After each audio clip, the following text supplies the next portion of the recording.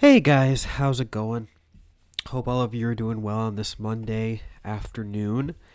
Um, yeah, I don't usually do streams like this, at least these days. I don't usually try to um, do what a lot of other sort of Catholic commentators do, where they just get right in front of every single new church politics news story that gets unleashed. I don't see that as my purpose, as my calling, and I think a lot of people who do that are kind of just looking for clicks and attention and uh, and high view counts and things like that.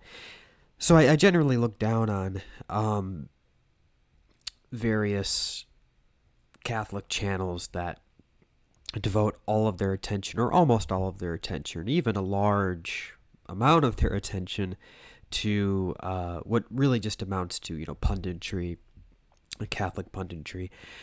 So I really try not to do that with my content, or especially with my streaming and with my video content. I might dabble a bit in that on Twitter, which I think is probably the most appropriate medium for that kind of thing. But I generally try not to do that. But there are some situations where something big happens, where something really big happens, and not that I'm necessarily all that interested in the topic in itself, but I think what these sorts of bigger events end up doing is they present to a lot of very well-meaning people with potentially, you know, easy answers that actually end up causing a lot of problems, not just external problems, but also internal problems, like in terms of how one is, in terms of the degree to which one is actually in conformity with the church's true teachings on the structure of the church and things like that, and on obedience to the Pope and obedience to the magisterium and what is the magisterium and all those questions. Those are essential questions that we all have to deal with as Catholics. Those are not only essential questions to deal with theologically, but we actually have to live out the implications of what our church actually teaches on, like I said, the structure of the church, the magisterium, the limits to papal authority, and and the reaches of papal authority. Um, all of those things have to be kept absolutely intact before we start rushing into these things that happen in the church. And I kind of see one of my roles here as trying to carve out a sensible mindset and hermeneutic through which to understand these unfortunate events that happen in the church. Like this, and this is obviously going to be primarily about the removal of Bishop Strickland from the Diocese of Tyler. And really, my purpose here is to do that in a way that, on the one hand, doesn't compromise the church's actual ecclesiology. In other words, the church's vision of herself, her identity, who she is in her very identity. So in a way that doesn't compromise that, and we'll get into what the implications of that actually are, but also in a way that allows us to live in concrete reality, right? And that doesn't require us to act as if everything is all fine. And I'm really against approaching, the crisis in the church, or whatever you want to call it, in any kind of like a triumphalist sort of manner. Like a lot of people do that. A lot of people. I would say, just to kind of preface this, while my actual position on this tends to be more on the side of, I guess you could say,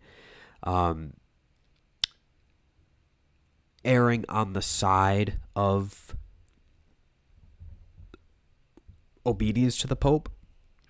Nevertheless, I do see a lot of people where they, in not wanting to deal with the problematic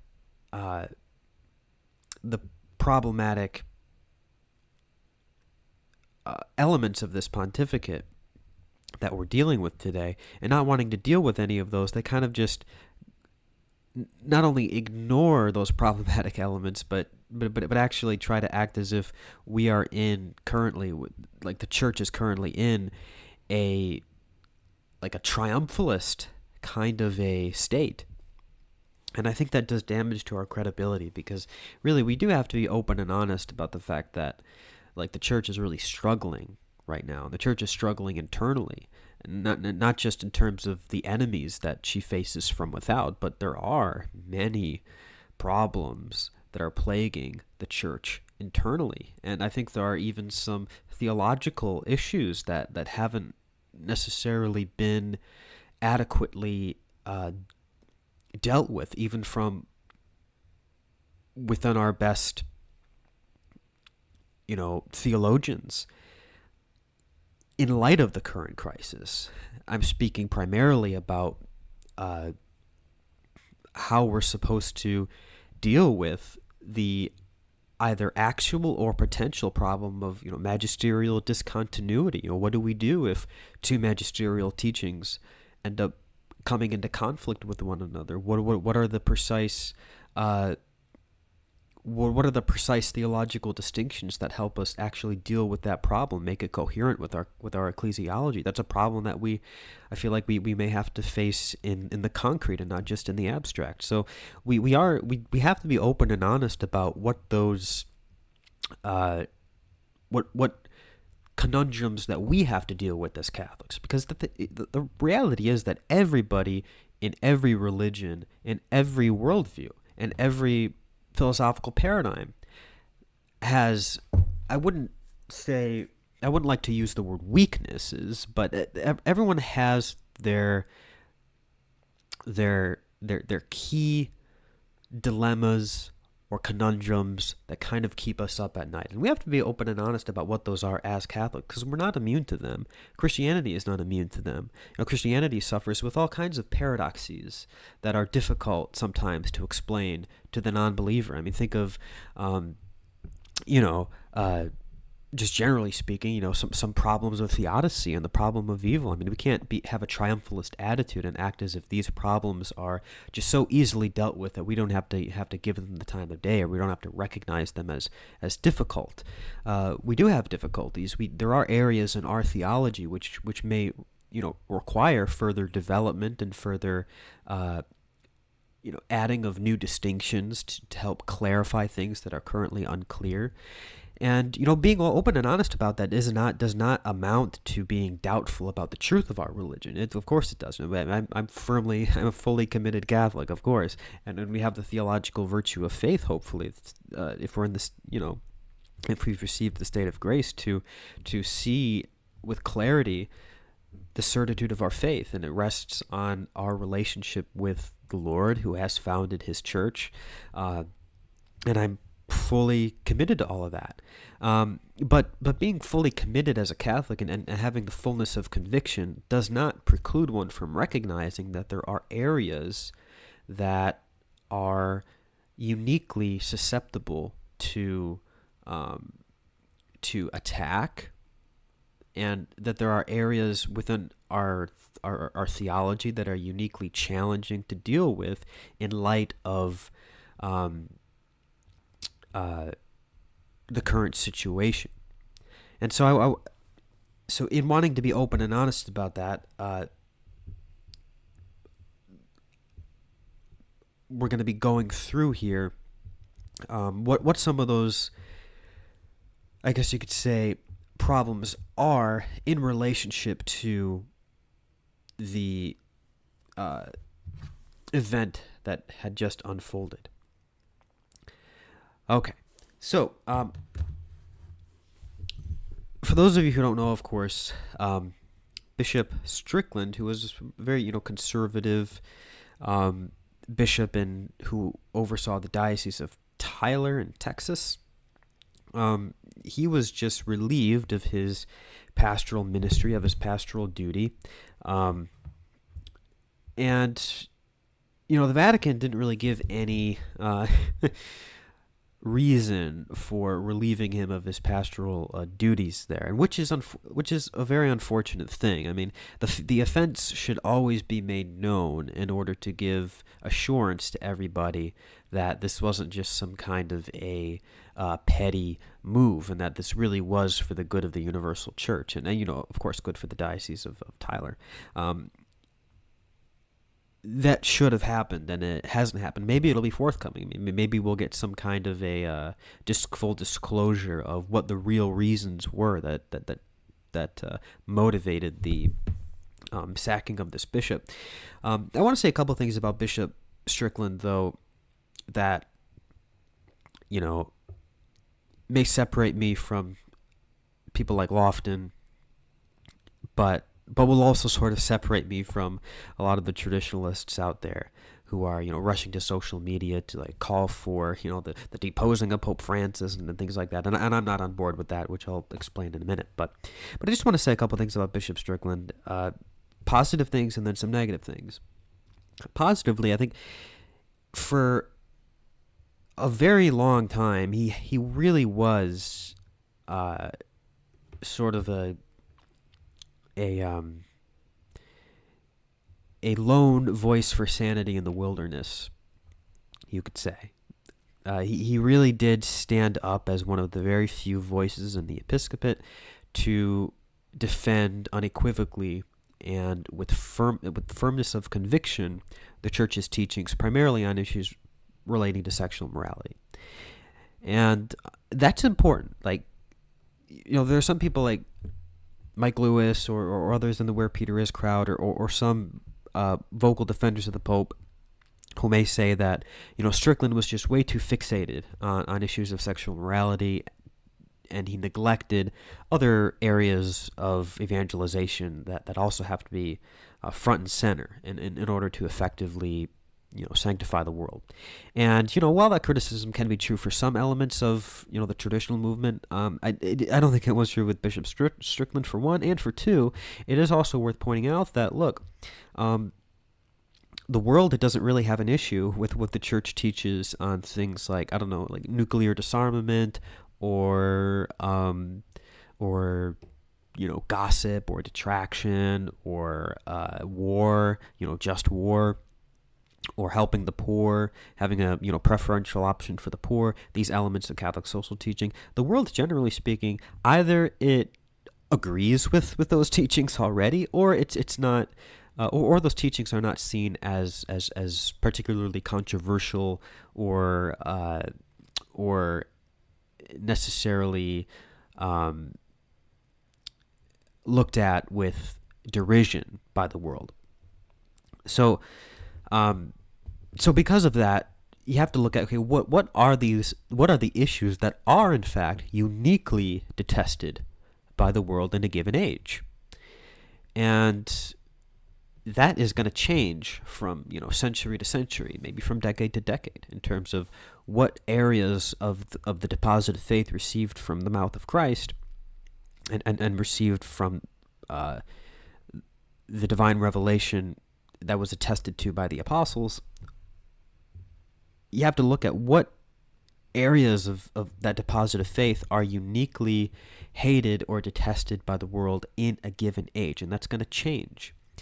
And so so you have to look at those areas, discern what those areas are, and then you have to develop a pastoral strategy that can try to emphasize in your preaching and in your evangelizing, to emphasize those issues and home in the focus on those issues, so that the primary barriers to conversion are dealt with immediately and first and foremost, because you don't want people coming into the church because of their attraction to, maybe like the liturgy or their attraction to what we do for the poor.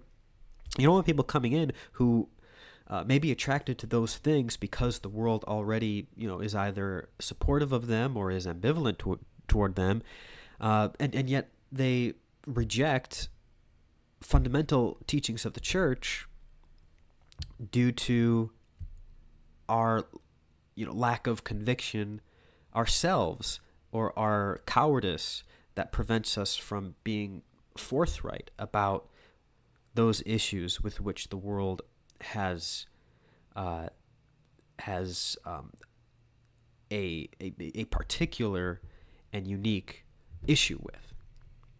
So we have to we have to develop a pastoral strategy in the church that can uh, home in the focus on those issues for the sake of effective evangelization and removing obstacles to conversion. Right. So Bishop Strickland, I think, did that very well. I mean, he recognized very, truthfully that the world has this strange, that the modern world in particular has this fixation on sexuality, and this is a very overly sexualized culture. I don't have to tell you that. And that, as a result of the sexual revolution and things like that, this has become the main stumbling block to people's conversion, particularly in the modern West.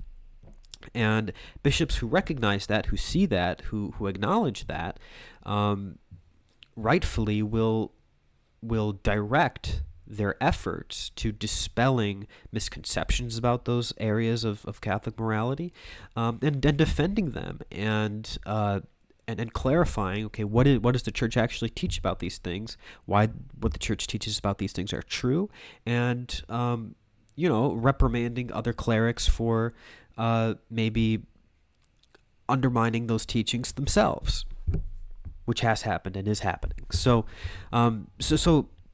I thought Bishop Strickland was right on the money on that, and he was really good insofar as he did use all of his authority to orient the church, in his diocese toward that mission of evangelizing the culture, with this focus on what the culture has the biggest issues with in regards to what the church teaches. So I thought that was really good for him, and I supported him for a very long time for that. And I even supported him, by the way, when he was, being critical of the Pope's of the current Pope's pastoral strategy with respect to these issues, because I think per Canon 212, by the way, canon law says this, that the laity, and not just the laity, but of course other bishops and priests, them more so than us, of course, have, a duty to make known to the church our issues or our concerns with how the church is being governed, or with how the church is being dealt with, of course, in a way that is also respectful to the dignity of the office of the Pope and the bishops that we may be offering some fraternal criticism toward. And so I was supportive of him through that as well, because I thought he actually did, for the longest time, really strike a very good balance here in making sure that whatever criticisms he levies against the Pope are always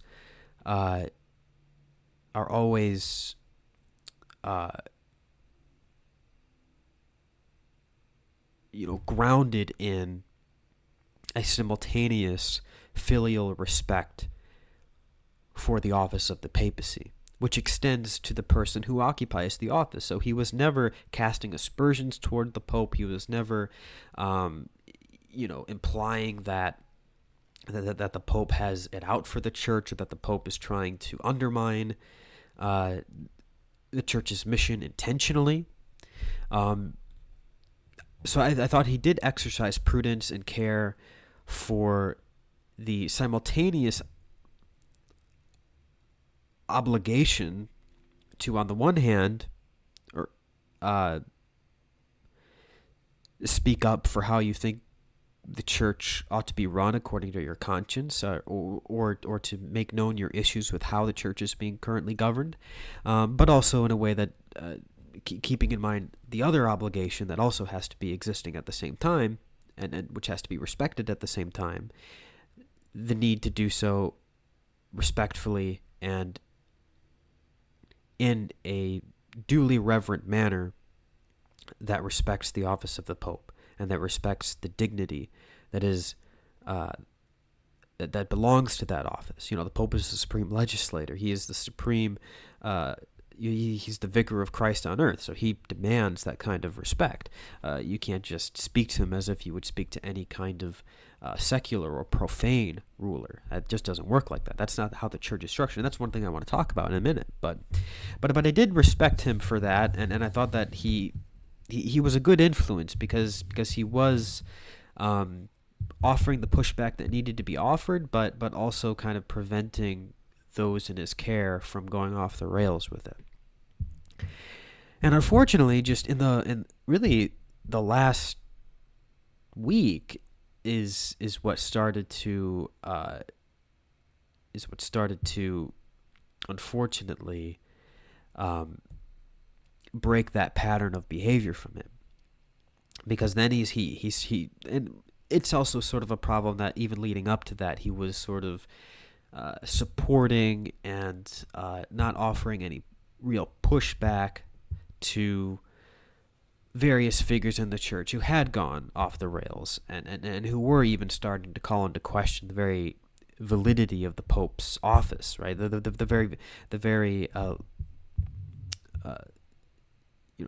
Pope's very legitimacy. There's all sorts of people trying to call that into question today, and unfortunately, Bishop Strickland has sort of been, more recently, I should say, going along with that crowd.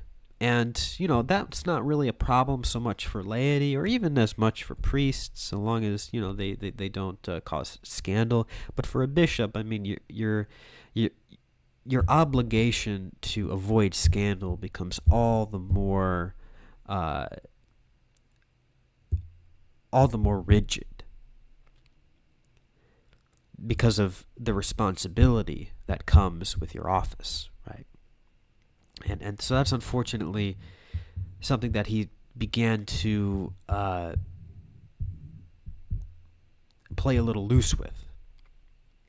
And then, of course, the big thing, at least in my mind, is when he did approvingly quote this sedevacantist rant that made the claim that the Pope is like usurping the throne that is not his, and effectively said that he was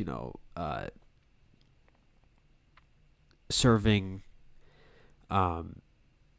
like the devil, really. And that's what it said in the letter he quoted, and he quoted the whole thing, like he quoted all of that, and didn't really offer strong pushback to it, and that's something that as a bishop you have to do. Like if you read something, even if you don't know what's in there before you read it, like you gotta say, okay, I don't assent to that part. Maybe what he said in other elements of the letter is good, but I mean this part, like I forbid all of you from giving that quarter, right? I forbid all of you from holding to that, right? Because as a bishop you have to promote the obedience that is required to the Pope. You have to require that of your flock. You have to demand that your flock retains the very same obedience to the Pope that you are bound to keep yourself. And he really didn't do this. That was a very big lapse in judgment. Now, that being said, that is one of those things that I feel like can just warrant a phone call, a phone call or some kind of an instruction or directive to correct on the record. So those are really, like, that's the only issue that I have with them, and I have no idea if like that is what led in itself to his being removed from his episcopal post. I mean, I acknowledge and I get that in all likelihood it probably is just because he was a conservative and he was a very prominent conservative bishop. But but it's also the fact that there you do have other conservative bishops and you have other conservative cardinals who have not been reprimanded in any way, have not been censured, or who have not been punished by the Pope, at least in a direct way. I mean, they've been replaced in terms of their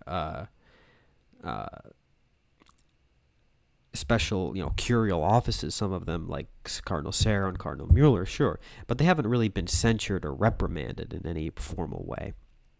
And they've been critical of Pope Francis, and yet they haven't received any of those censures. And I think that's because they don't dabble in sedevacantism, or they at least don't even vocally support anybody who's a sedevacantist.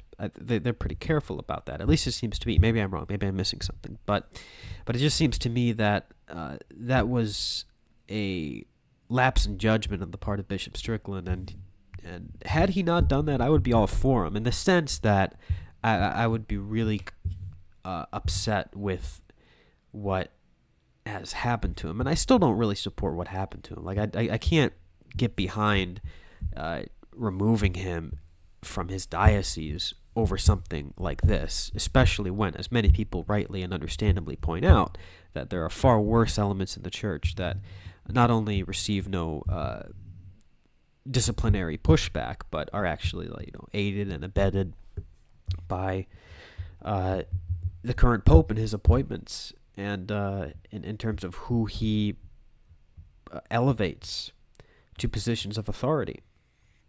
So I can't get behind Strickland's removal in terms of what I personally support. I do not personally support Strickland's removal. I think he should not have been removed, and I think that it's kind of a tragedy that he was removed. I think he so much more could have been done to just kind of correct those lapses in judgment in a way that didn't require him being removed from his diocese. But that being said,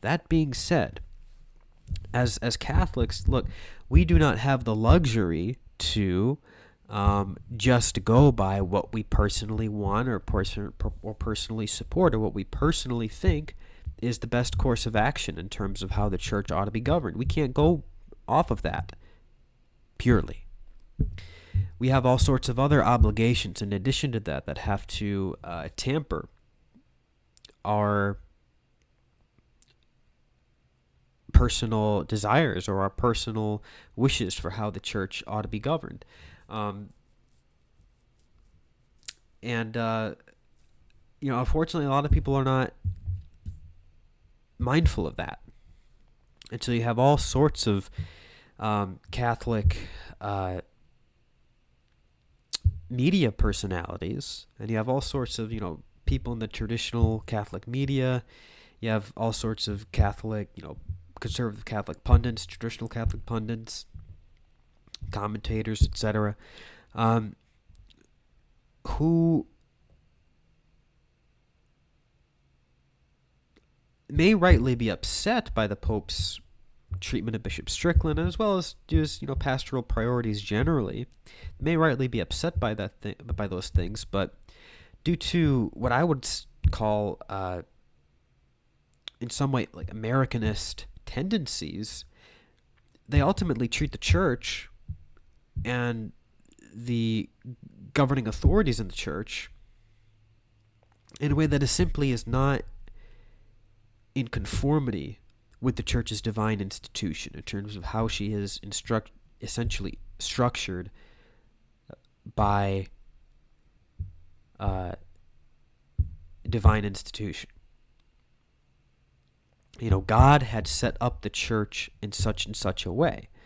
Jesus had instituted the church in a way that is hierarchical and in a way that bestows upon bishops and, in union with the Pope, an inviolable right to govern the universal church. This inviolable right to govern the universal church is not in any way answerable to laity. And those who are under the jurisdiction of another in the church do not have the right to usurp the higher authorities, to usurp the superiors. Catholic ecclesiology is very much fundamentally and foundationally opposed to any kind of usurpation or to any spirit of usurpation. And that's something that a lot of us don't really recognize, again, partly because I think of those Americanist or liberal, 19th century liberal tendencies that we have all lived and breathed, even if we don't formally embrace them consciously. We do, I think, indirectly operate that way. That's sort of our default reaction to things like this, is to act in a very anti-hierarchical and anti-authoritarian way. And those are behavioral tendencies that we really have to avoid. And those are behavioral tendencies that ultimately go against the very divine institution of the church founded by Jesus Christ.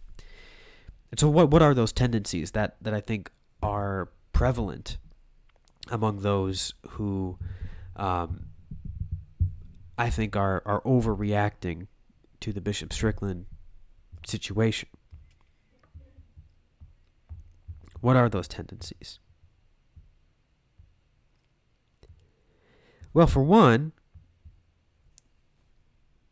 I think that one of those tendencies is sort of a revolutionary kind of fervor, a revolutionary tendency. So, in other words, we all think that we can call personally for the removal or the deposition of this or that bishop or even this or that pope. And when I say we all, I don't mean all of us per se, but those who are operating under these tendencies.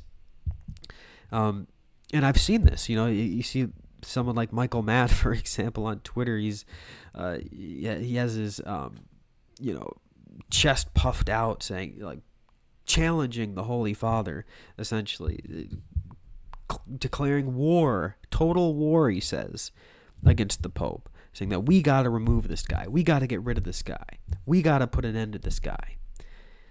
It's like, dude, like, this isn't Joe Biden. I'm sorry. Like, you can't approach Pope Francis the way that you approach people like Barack Obama or Soros or Klaus Schwab. I mean, these are boomers who are very fixated on these kinds of,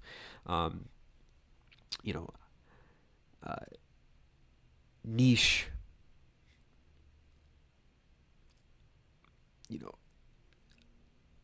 American political memes.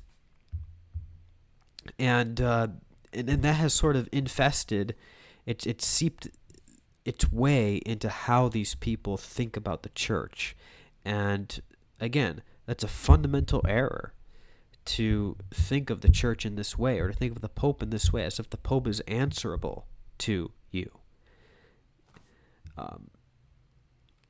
And so many of these people, they claim to have a problem with political liberalism, and yet they act exactly like 19th century liberals when it comes to how they're supposed to react to the exercise of political authority done in a way that they do not like or they do not personally agree with.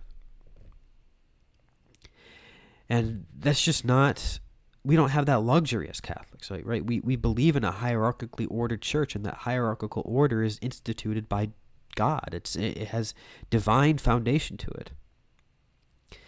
And so we have to cultivate a disposition that's commensurate with that. And so this revolutionary fervor, I think, is one of those tendencies. And you see that, again, played out in how these people express themselves whenever the Pope does something that, maybe, not good, but the reaction that it elicits from these people is just not in line with how the church understands herself from an ecclesiological standpoint. So that's one of those tendencies. Another tendency is you do sort of see this this Protestant spirit that that animates them with a sense of entitlement that they are able to, because I don't know why. uh, but nevertheless, they think of themselves as somehow entitled with an ability to stand in judgment, in personal judgment of the Pope. So beyond saying, what the Pope is doing, materially speaking, is not good for X, Y, and Z reasons, they go a step further, and without thinking, without really reflecting on the implications of what they're saying, they impugn motives to the Pope carelessly. They again, they talk about him as if they're talking about Joe Biden or something, and it's just totally beneath the kind of dignity that ought to be afforded to these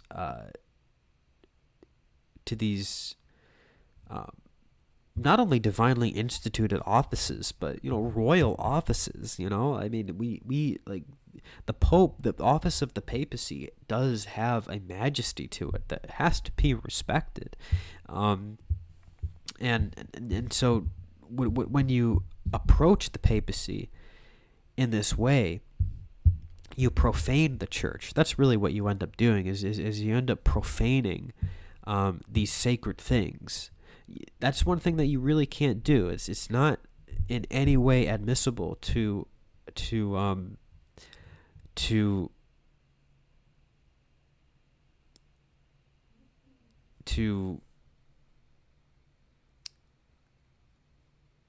mix up the sacred and the profane.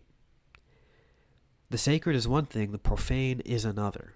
And when you start adopting profane patterns of behavior and mixing those in with the sacred, then really all you have done is shown yourself to be impious. You've shown yourself to lack the virtue of piety.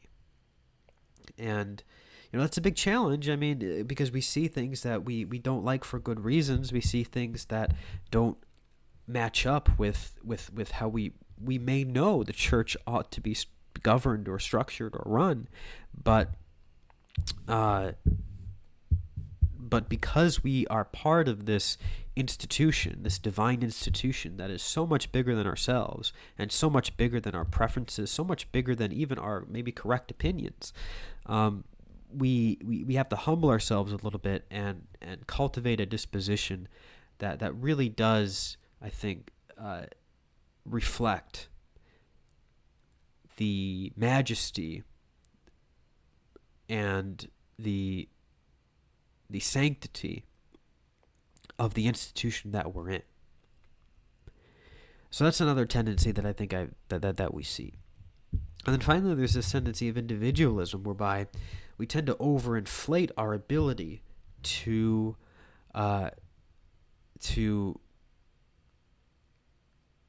stand in judgment of the Pope's motives.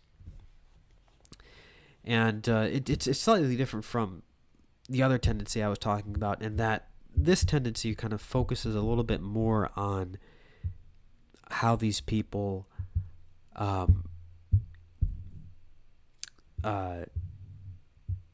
go about criticizing the Pope in such a way that I think just serves to inflate their own sense of self-importance, their own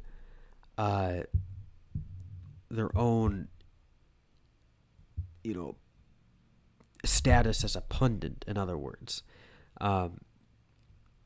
and that's another one of these tendencies that I see. But of course, all of this being said, I do want to add a little bit of a caveat here. I mean, we are, of course, per Canon 212, obliged in some way to make known our concerns regarding, the prudential governance of the church to our own pastors and even to the Pope himself. Not necessarily directly to the Pope, because obviously none of us can get in contact with him directly, but indirectly, But of course, again, this has to be done in a way that is commensurate with the dignity of the papal office, with the royal dignity of the papal office, and with its majesty. And so, what that means is that, while we can criticize maybe the prudential wisdom of various papal disciplinary decisions, such as removing Bishop Strickland, we really aren't in any kind of a position to declare these disciplinary decisions or disciplinary decrees as being unjust or in some way non-binding.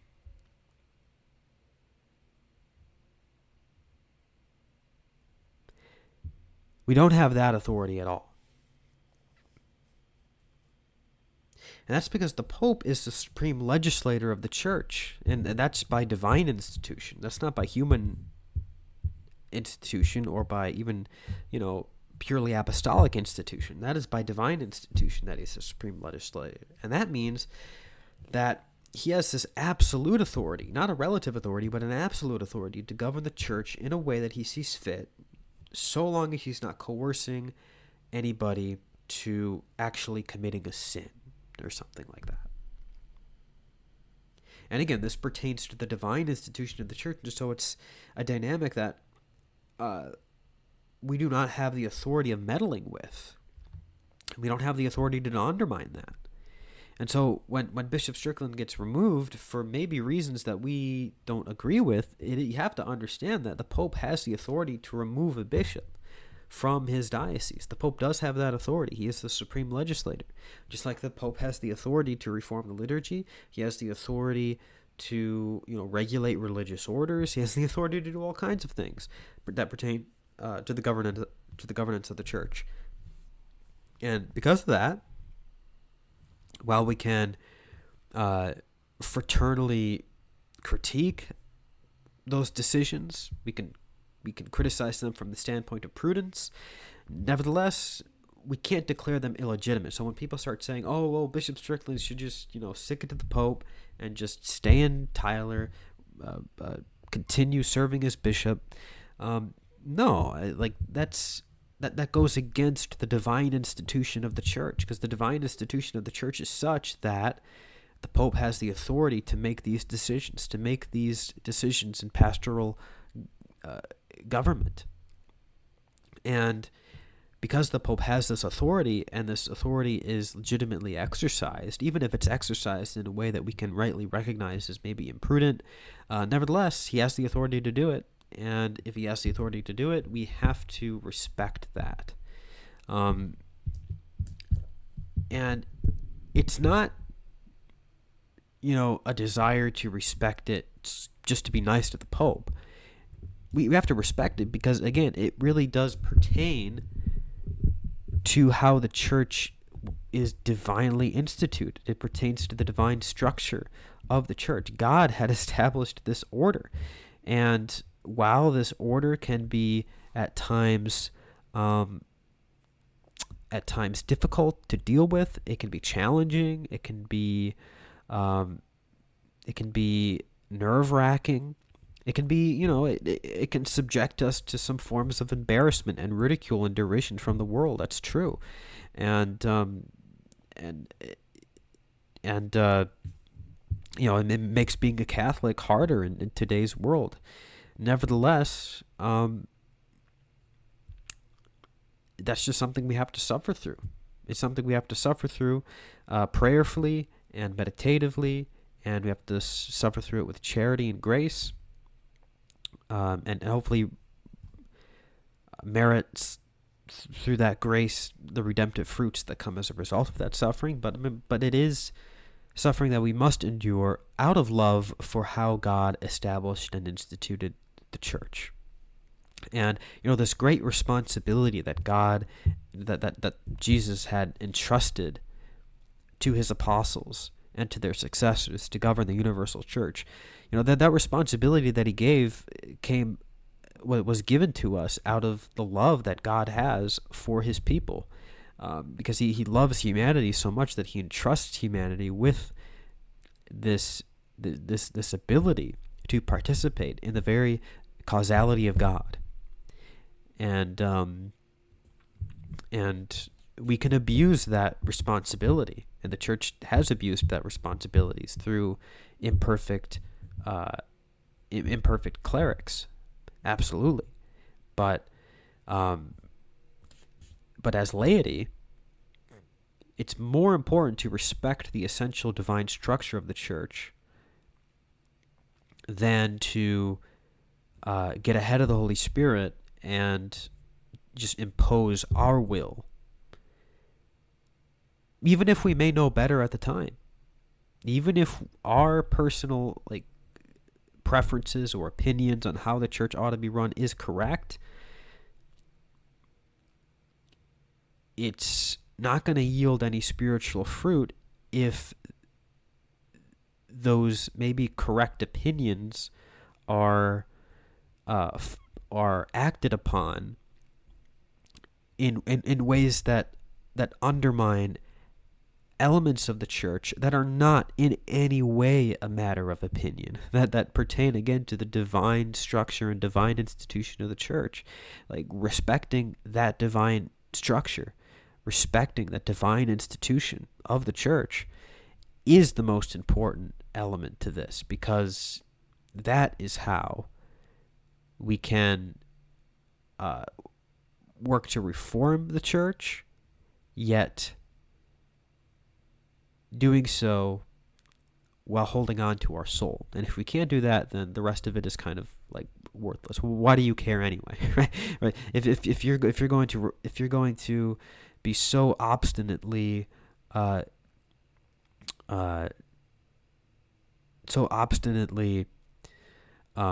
attached to your own opinion on how the church should be run, to the detriment of your immortal soul, then you don't really care about the governance of the church for the sake of the glory of God. You really ultimately just care about it for some other unmet selfish need on your end. And so that's something that really has to be, those are tendencies that really have to be curtailed. Just 1 second here.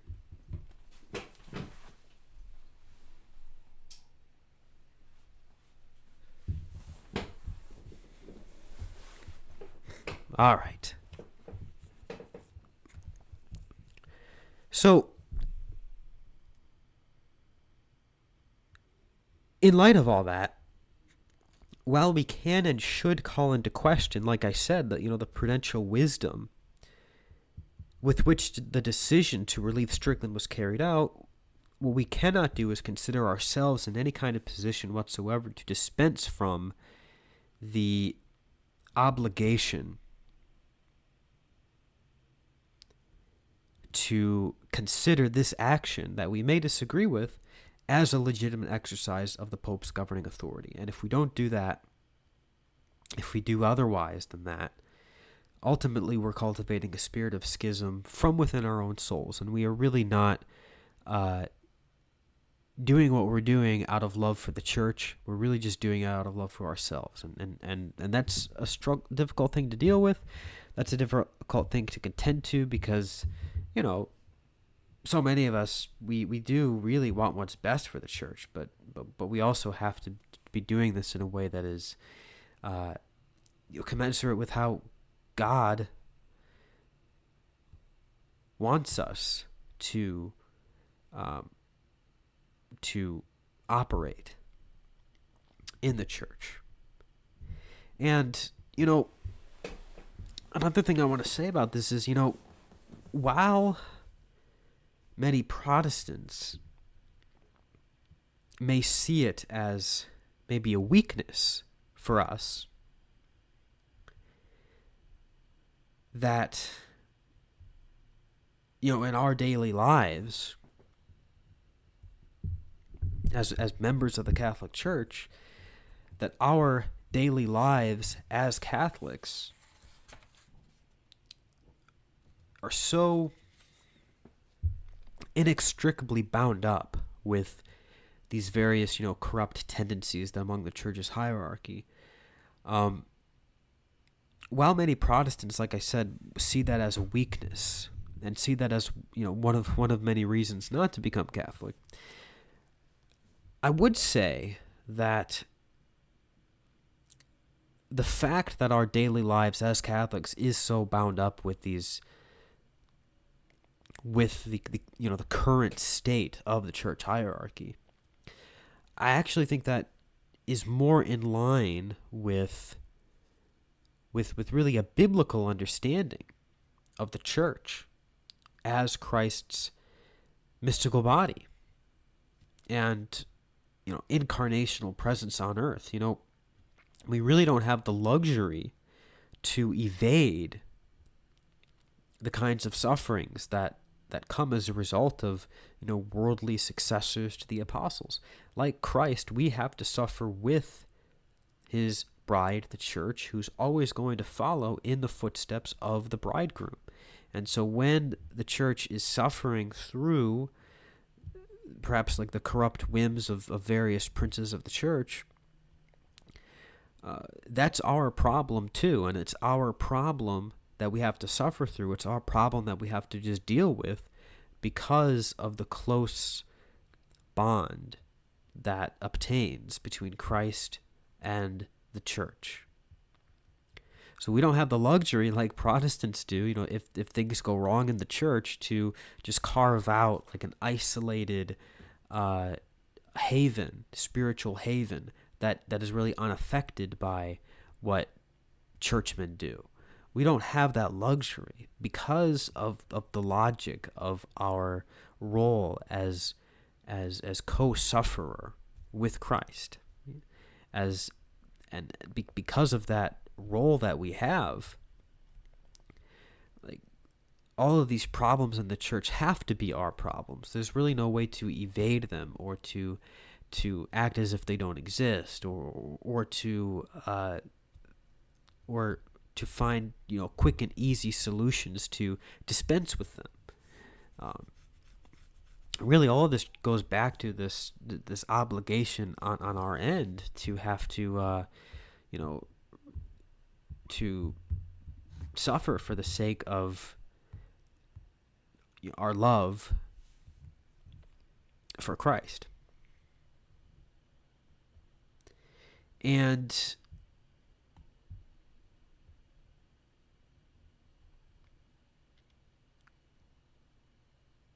with all that being said,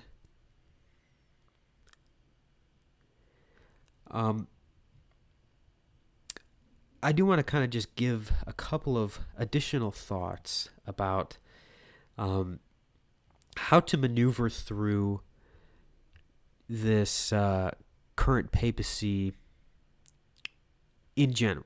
So I've given my thoughts about the Bishop Strickland situation in itself, but I did want to also just give some more generalized sort of thoughts about how we can maneuver through these problems that are having with the church uniquely under this papacy. And if anyone has any questions or thoughts, or if you want to promote the stream or support what I do here, you can go to powerchat.live/classicaltheist, and we'll cover those at the end here. Really appreciate it for those who may want to do that. So, with respect to approaching Pope Francis here, there are a few things to keep in mind, a few very important things that I think we all have to keep in mind. For one, we have to have a very clear understanding of what is actually entailed by the Pope's authority, by the precise limits, and not only limits, but reaches of the Pope's authority. we have to have a clear understanding of, what constitutes an authoritative act on part of the Pope and what just constitutes a private personal act on part of the Pope. We have to have a clearer understanding of what are the precise circumstances under which the Church's teaching on the papacy would be undermined by a given set of actions undertaken by a given pope. So in other words, we have to be very clear about what are the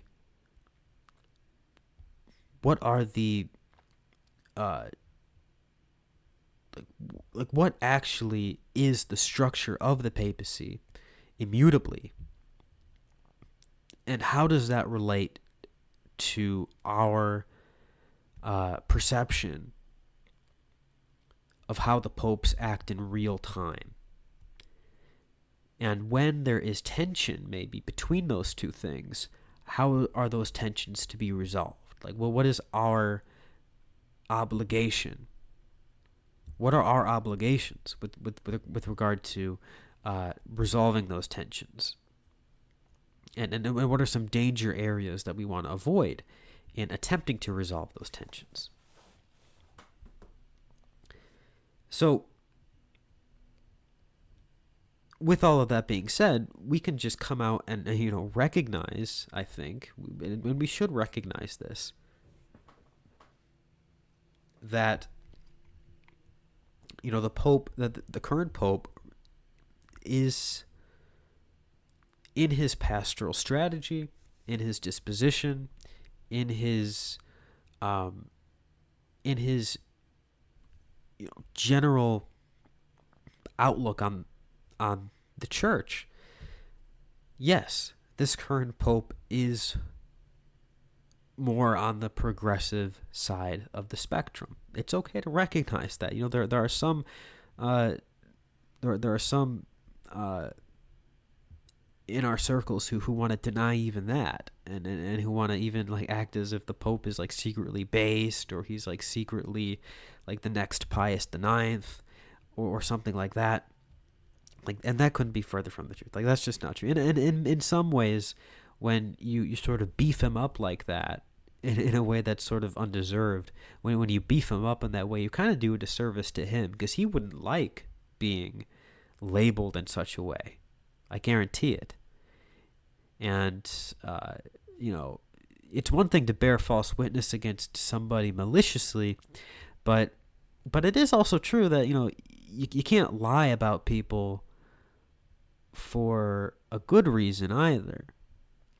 Or, and it's not necessarily lying per se, but it is ascribing to them views or qualities that they don't really have. And so we have to be frank and clear about where the Pope is actually coming from.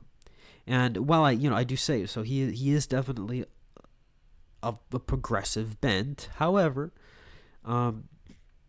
he's not a pure progressive, right? So he does definitely, and he's said this many times. He said this in the recent responses to the Dubia. He does believe, for example, in the immutability of divine revelation. He believes in the fundamental dogmas of the Church. He believes in the irreformability of infallible Church teachings. He believes in all of that, and he believes in all of those teachings. But what is the case is that he doesn't really seem to hold as a high priority of his, a high pastoral priority of his, the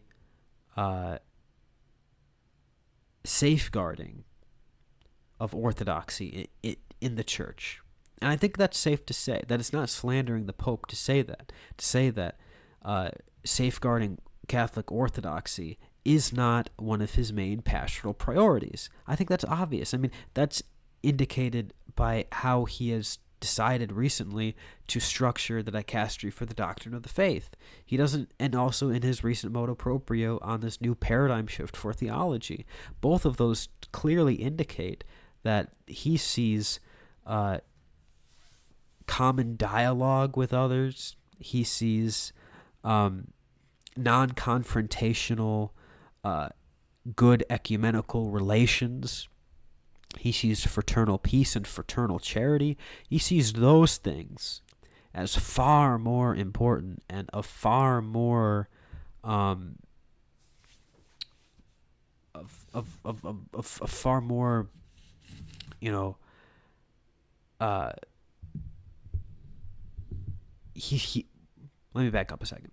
He sees those things as far more pastorally necessary than safeguarding orthodoxy or safeguarding the doctrinal purity of the church and the members of the church. And so that's, from a pastoral point of view, like, that's where he's coming from. And, you know, that is a big problem for the church, because that means that the church, under these under this pastoral strategic framework, the church is sort of is sort of impotent in a way in actually dealing with the secular order. And then this pastoral approach undermines the church's evangelistic mission. And again, we're not saying that the church that Pope Francis intends to undermine the church's evangelistic vision. I mean, he is very pro-evangelization. I mean, he has a whole encyclical on the importance of evangelization. But his pastoral prioritization to those things that I mentioned, namely fostering of fraternal dialogue, good ecumenical relations, these kinds of things, because of his high ranking of those priorities, his vision for evangelization becomes just very watered down and neutered and fundamentally not orientated toward true conversion of the world, because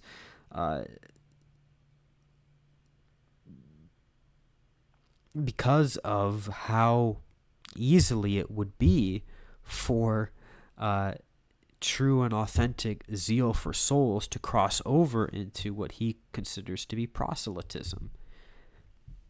And so these pastoral priorities of the Pope, because they are so worldly in a way, and I think it's okay to say that they are very much worldly priorities, right? Well, they pertain to the world. They pertain to the stability of the world as it is. And because of those pastoral priorities of his style of governance, his style of governing the universal church is necessarily going to lead to a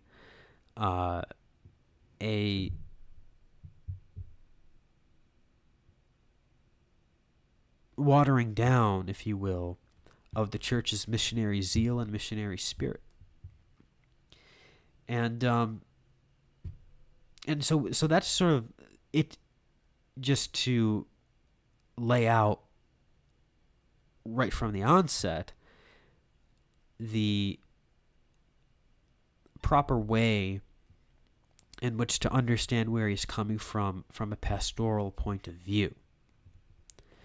And notice, none of that is in any way meant to be like a call to disobedience to the Pope. None of that is in a way a call to be disrespectful or irreverent towards the Pope. None of that. I'm very much against any of that. But it is just to say that we have to be open and honest about what the Pope's pastoral priorities are and what they're not. And so when you have a proper understanding of what his pastoral priorities are, then you can start to ask other questions um, like okay, I may not agree with this with these pastoral priorities, but how does my disagreement with these pastoral priorities, how does that ultimately translate into how I'm supposed to act as a Catholic, and what behavioral patterns I should be avoiding or cultivating in light of this tension, in light of this disagreement with the Pope's overall pastoral uh, strategy, or pastoral, or ranking of pastoral priorities. And so, in order to answer that question, in order to deal with that issue, we have to look at, therefore, um, a proper and solid understanding of how magisterial authority really works in the church, so that we can properly distinguish between,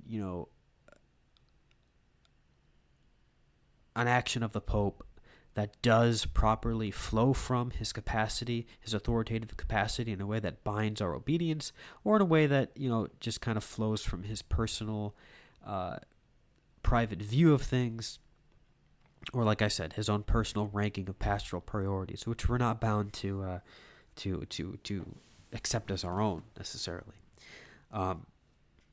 And so there, in light of that, there are some key distinctions that I think have to be kept in mind here. For one, there's this understanding of the magisterium that we really have to make sure that we have a clarified understanding of. Because, like I've said before, this really is what fundamentally distinguishes us as Catholics from any other Christian denomination.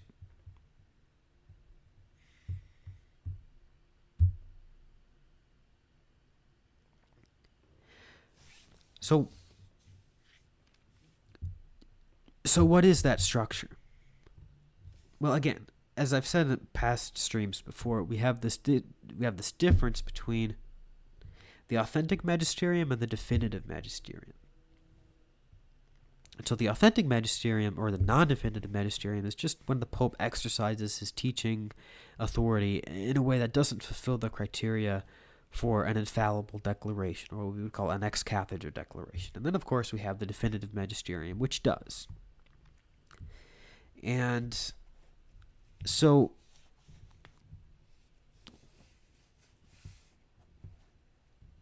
in light of that, are there conditions under which our assent to the authoritative teaching of the Pope, are there conditions under which that assent can be withheld legitimately and morally?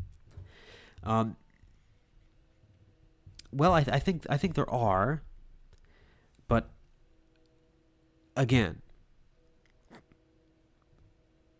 keep in mind that when we approach this subject, or when we're faced with a papal teaching that seems to go against maybe what we can recognize in the teachings of the church from the past, when we're faced with that,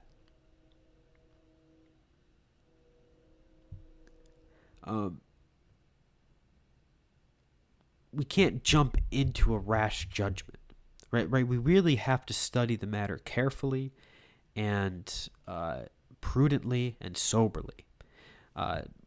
When the Pope teaches something authoritatively, our knee-jerk reaction cannot be to rush in to criticize it, which is what you see from so many of these traditionalist accounts. To just rush into a judgment of what the Pope is saying.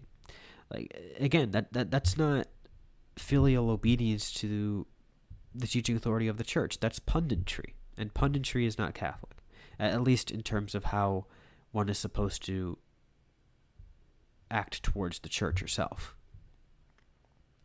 So we always have to, when faced with that issue, we have to try as best we can to reconcile the tension, to ease the tension, to reconcile what seems to be in conflict. And it may be that that's not necessarily possible. It may be that that's not necessarily feasible. And if that's not feasible, then you can say, okay, if there's really no way to reconcile what these two magisterial teachings are saying, then you have to go with the one that is taught at a higher weight of authority.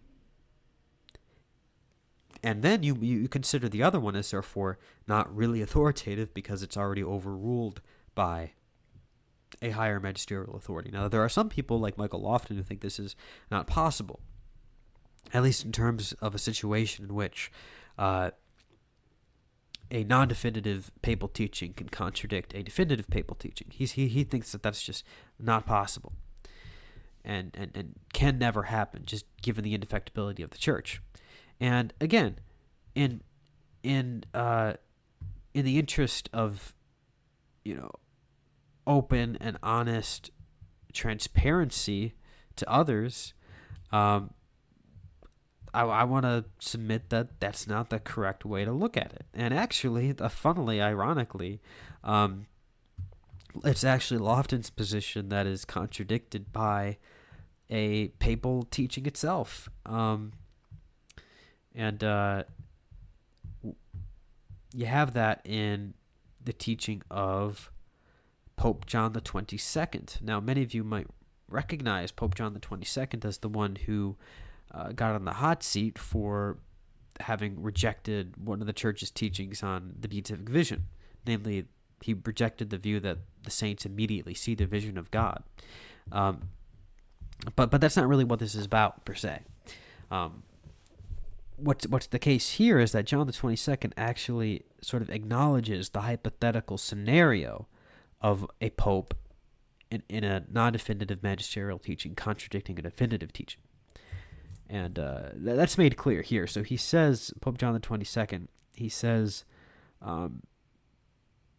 but if in any way other things may have been said, or said in another manner, by us on the subject, we have said them in the disposition of the Catholic faith, and we affirm to have said them thus in discoursing and discussing, and we wish to have said them thus. Furthermore, if we, in what pertains to the Catholic faith, sacred scripture, or in good morals, have said other things in preaching, discoursing, formulating a doctrine, teaching, or in any other way, these, insofar as they are in conformity with the Catholic faith, the Church's way of thinking, sacred scripture, and good morals, we approve. Other things, however, we wish to consider as though they were not said, and we do not in any way approve of them. Rather, insofar as these might not have been in accord with what we have mentioned, the Catholic faith, the Church's way of thinking, sacred scripture, or in good morals, or any of these, we reject them, and we likewise submit to the judgment of the Church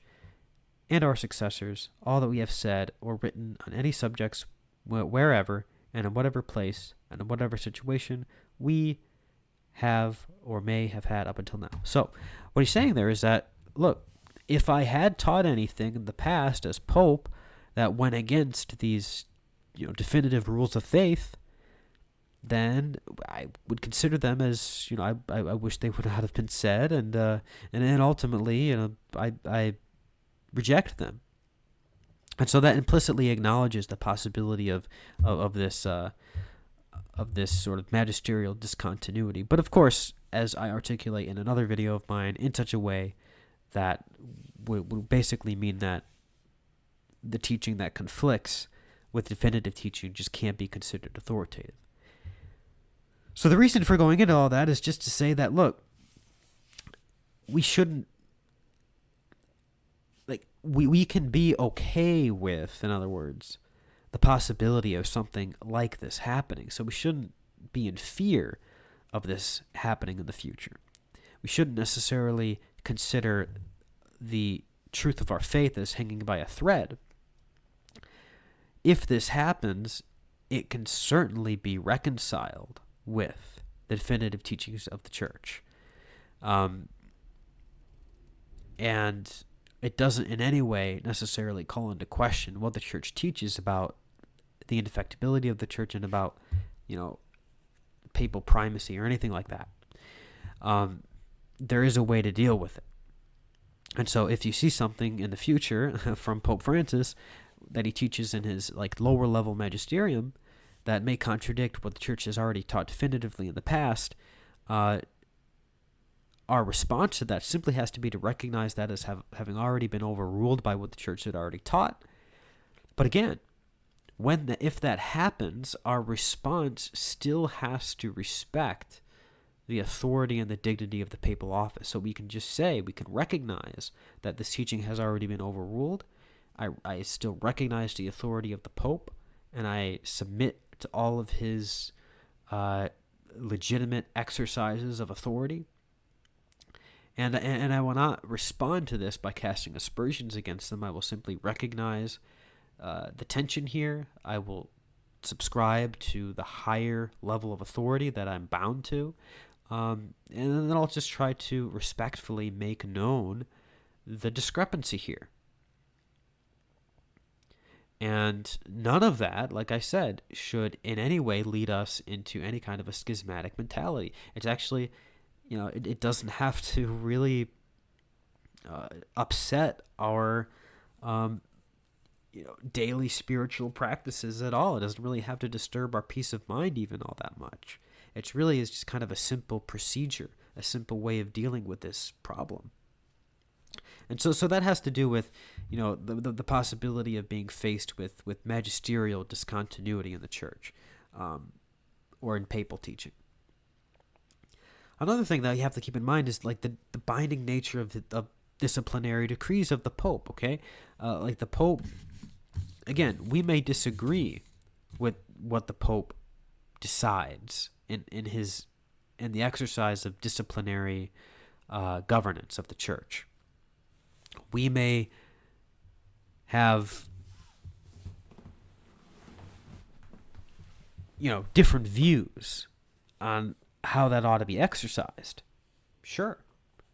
And that's okay. We don't have to agree with the disciplinary decrees that the Pope makes. We may even consider them as being not necessarily directly or per se harmful to souls, but we can acknowledge that they may have some bad effects. We may acknowledge that it may endanger souls not directly or per se, or there may not be any direct connection, but it may, by way of consequence, have a harmful effect on souls. Sure. And we can make that known. But again, that is a far cry from denying of the Pope his authority to exercise his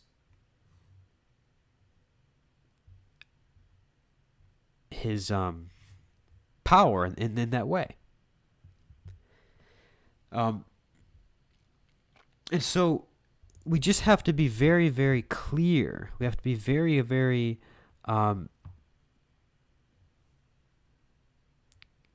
stable. We have to be intellectually stable. We have to be emotionally stable. We have to be mentally stable in how we deal with these situations in the church that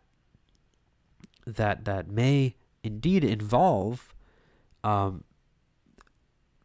Pope making various bad decisions, but don't necessarily have to rob us of our peace of mind. They don't necessarily have to lead to spiritual ruin or lead to despair or anything like that. Because ultimately, the church is under the protection of the Holy Spirit.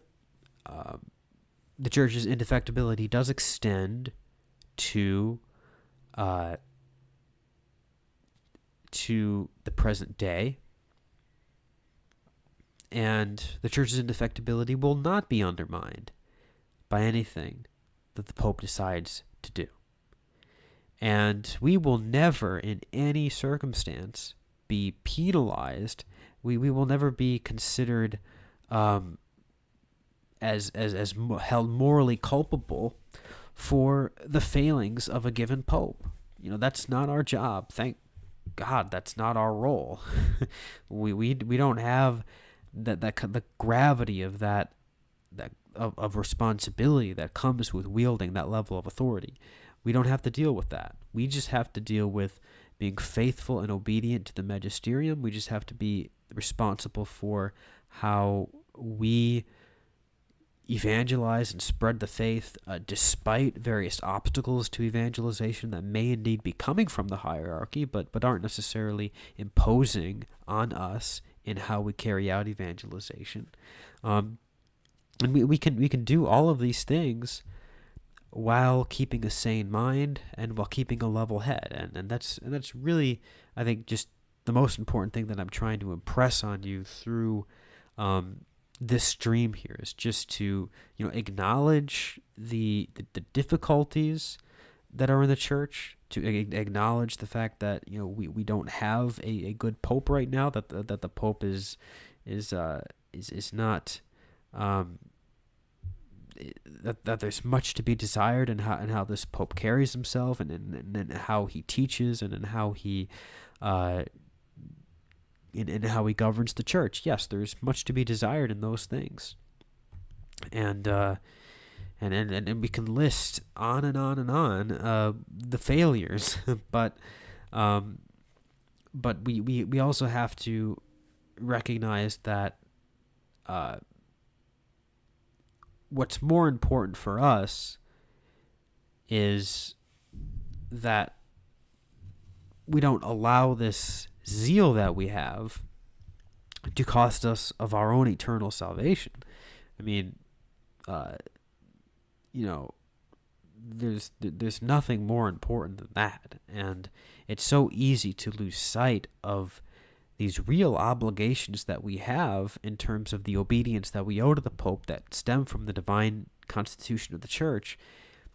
It's so easy to overstep all of those things because of the immense zeal that we may have for the teachings of the Church that are currently under attack in the modern age.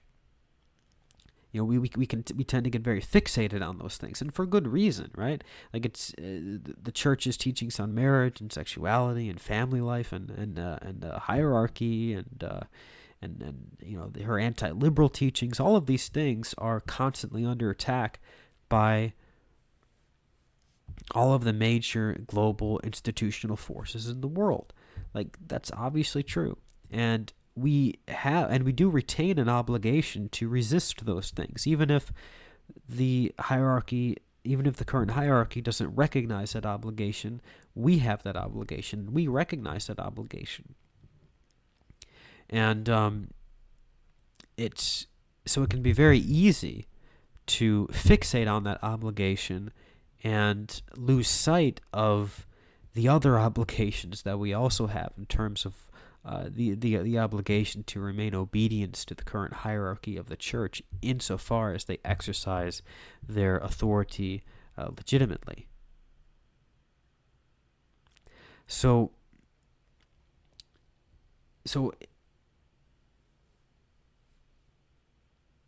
in light of all that, we really do have to resist the temptations to find easy solutions to these problems, right? Denying the authority of the Pope to remove, say, Bishop Strickland, that's an easy solution. You just deny his authority to do that, and okay, wow, we can just, we don't have to worry about the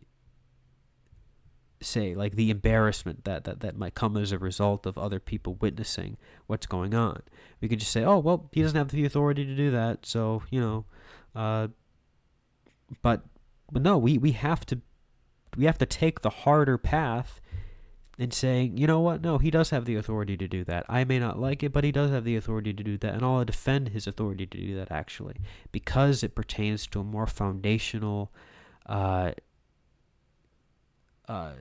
truth about how the church is divinely constituted, which is more important than the retainment of this particular bishop, however good he may be in many areas. Like we still have to retain at a higher level of prioritization. We have to retain our basic obedience and fidelity to the church as she exists today.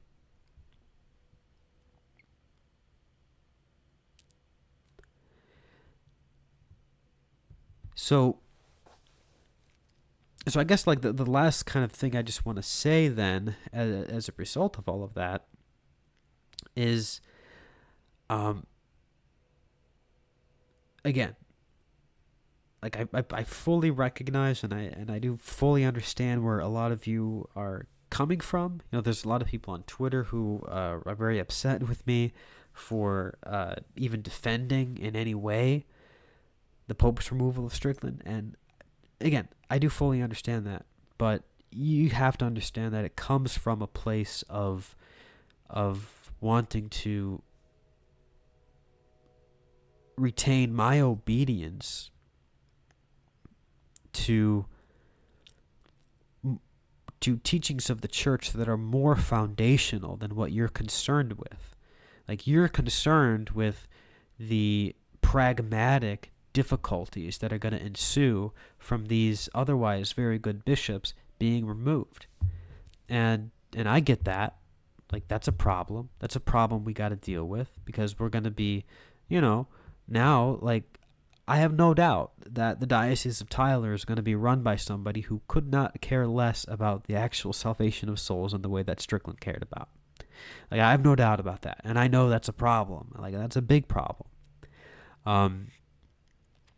But my solution to that, or my response to that, is not going to be to jeopardize my own soul by undermining or running into conflict with more foundational teachings of the church about, like I said, her very divine constitution and divine structure, which does necessarily allow for the Pope to make these kinds of decisions. And I will not jeopardize my own soul by recommending disobedience, by recommending that, say, Bishop Strickland just disobey the Pope and to remain in his diocese, or to remain as bishop of his diocese. I'm not going to do that either. And none of you should do that, because of the importance that we have to place on, like I said, these more foundational truths about the identity of the church, about the structure and divine constitution of the church. And so that's what I would say about that. We really have to be careful. We have to take a step back from these flashy kind of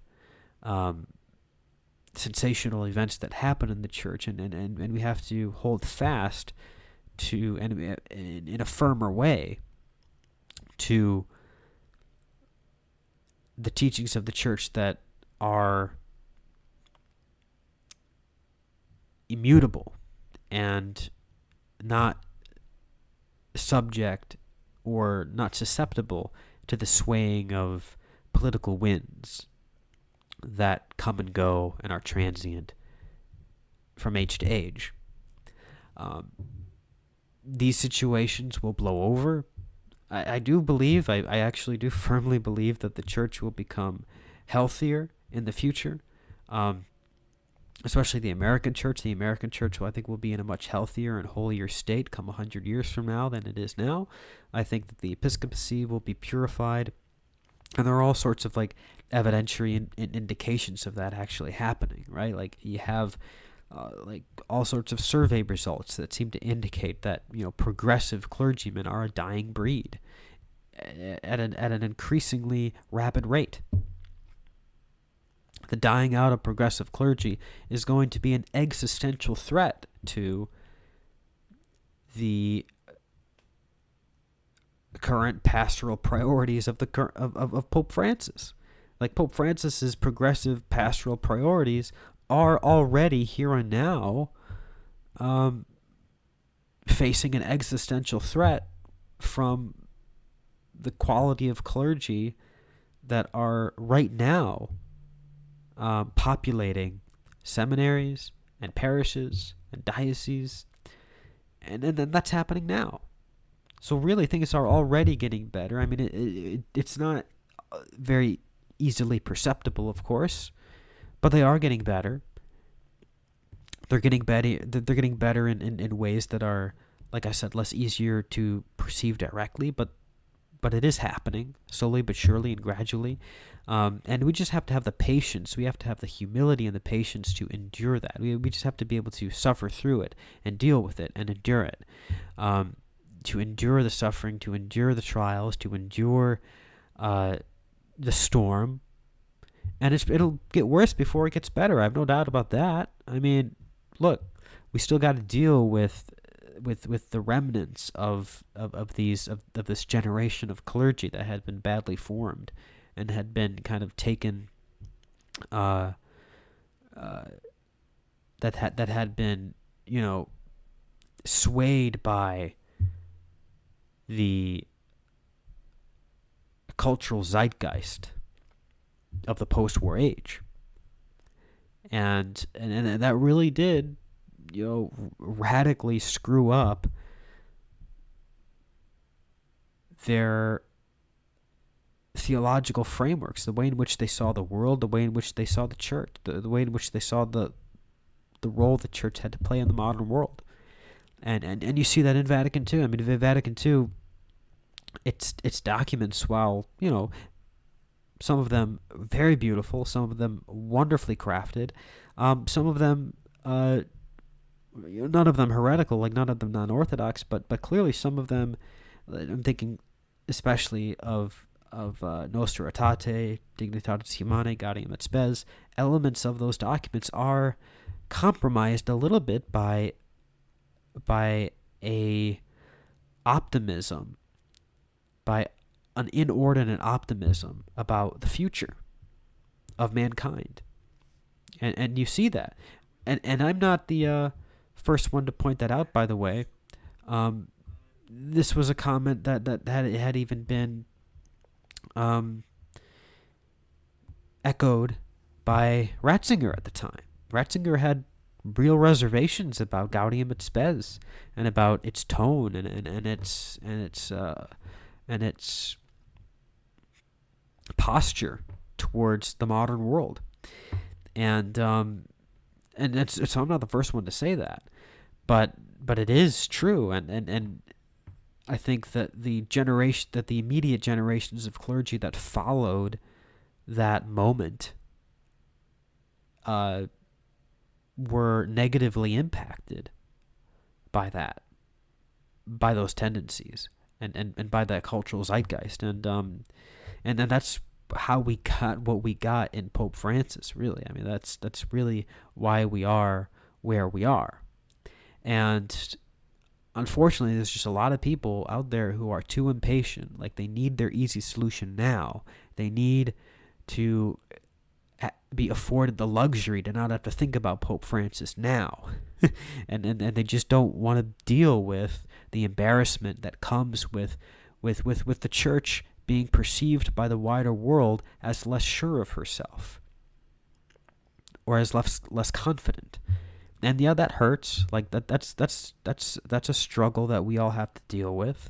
In my day-to-day life, I will say, and I think I speak for a lot of people, like, it doesn't feel good, really, like, being a Catholic in the world. It doesn't.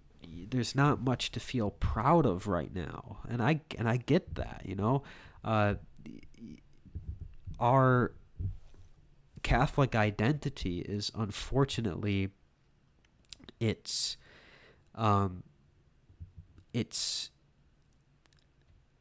sullied by a sort of secondhand embarrassment that we all kind of have to deal with as a result of these worldly prelates that we live under. And it doesn't make it easy. We don't look confident. We look like we're in this state of endless, vacillating. We don't appear we don't appear truly I guess you could say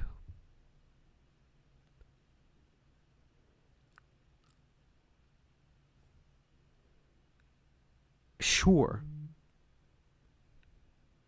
of what the Lord had revealed to us. In fact, there are so many prelates in the church that sort of give the impression that we're embarrassed for the teachings of Jesus himself. When Jesus speaks in rather stern ways about the necessity of belief in him for salvation, that's looked at by many prelates in the church today as if it's it's like having to apologize for a friend that you feel embarrassed by, being next to you. I mean, I think a lot of people feel embarrassed by the words of Jesus. A lot of people feel embarrassed by the words of St. Paul. A lot of people feel embarrassed by these hard sayings of the church, these hard teachings of the church, like especially what the Catechism teaches about homosexual acts. I mean, there's so much embarrassment over those things, and then there's just this desire to be liked, to be loved by the world, and that has infected many of the hierarchy. And so that doesn't make it feel very good to be a Catholic today, because nobody thinks you take, nobody sees in the church self-confidence. And that's a real trial. It's a real trial because now it's like whenever I'm speaking to a Protestant who may be a little bit interested in converting, whenever I mention the Pope or the state of the church, the state of the hierarchy, I kind of have to look down at my shoes and be like, well, what are you going to do? And that's a terrible kind of mindset to be in, right? To not be able to speak in a triumphalist way about the glories of the church because they're not being fully lived out today, or they're not being fully respected today. And yet that is the trial that we're in, and we have to endure that. We have to suffer that. And when we suffer it, when we suffer it properly, and when we suffer it with the proper spiritual dispositions out of love for Christ, then that is going to bear fruit. And it is going to bring about those glories that we can finally be proud of, because they are finally being lived out among those who are in positions of leadership in the church. So I mean, I know I'm kind of rambling a bit now, but I did want to just kind of say a lot about this, and to, at the very least, offer some kind of a way of understanding how to deal with, understanding the best ways, informed by what the church truly has taught about herself, to move forward in light of these unfortunate events that happen. So with that out of the way, we have a couple power chats here that I'd like to go through. And if you guys, again, if you have any questions, if you have any comments, maybe you disagree with what I said, by all means, have at it. You can send out a power chat, powerchat.live/classicaltheist, and we'll go through that. So,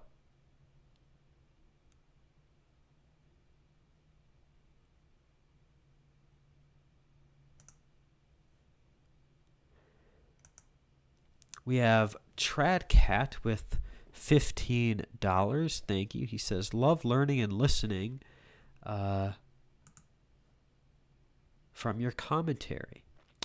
Well, thank you so much. I think you may have sent a duplicate there, so if you didn't mean to do that, you can reach out to me. But yeah, thanks so much. Yeah, I mean, I try to give some decent commentary on these things. Like I said, I don't want to be the kind of person who just kind of rushes in whenever these stories happen to just give my commentary on like the state of the church. I don't like to do that. I think that's kind of not that's sort of beneath the quality that I kind of try to aspire to.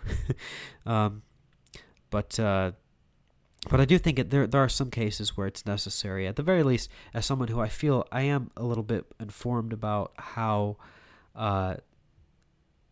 about the nuances of how the magisterium works, of how our obedience is supposed to work vis-a-vis the hierarchy in the church. I do have some informed understanding of that, and so when I see these people who don't have that informed understanding, who are not nuanced, who are not trained or sophisticated or educated in many ways about how the magisterium actually works and our obligations to it, to the Pope in the exercise of his authority. Yeah, I mean, I just see it as kind of an obligation to step up and say, okay, look, I know that we're all rightfully upset about what happened, but if you value these, like I said, these more foundational elements to how the church is really divinely constituted, then you really have to be careful in how you respond, right? Like, because, look, if this were Joe Biden or if this were like a secular political leader, sure, we don't have to be as scrupulous about how we respond to the bad decisions that they might make. I still believe we should actually strive for more increased decorum when it comes to even how we respond to somebody like Joe Biden. But we aren't under as strict of a moral obligation to watch our tongue when it comes to those things. But we are when it comes to the church. The Pope is a monarch. He's a sovereign. He is our sovereign. He is as Benedict says, he's not an absolute monarch whose will is law necessarily, but he's pretty close to that. He's as close to that as we have in this world. So we do have to be a lot more careful, and we have to be a lot more sober and prayerful in how we choose to respond to what happens when the Pope does things that we may have an issue with. And but also in a way that doesn't deny reality. And so that's kind of like, if I'm staking out a unique position, that's really it. That to not be blind to what's happening in the church, recognizing the Pope's deficiencies and shortcomings when it comes to his pastoral approach and pastoral priorities, but also really out of concern for your own salvation, making sure that your responses to those things don't go out of line in terms of what your real spiritual obligations are, right? Because, look, I mean, I'm not trying to sound impious here. I care a lot more about my own salvation than I do about, like, respecting Pope Francis as a person, right? I mean, I think that's okay to say. We don't owe the Pope any, like, personal kind of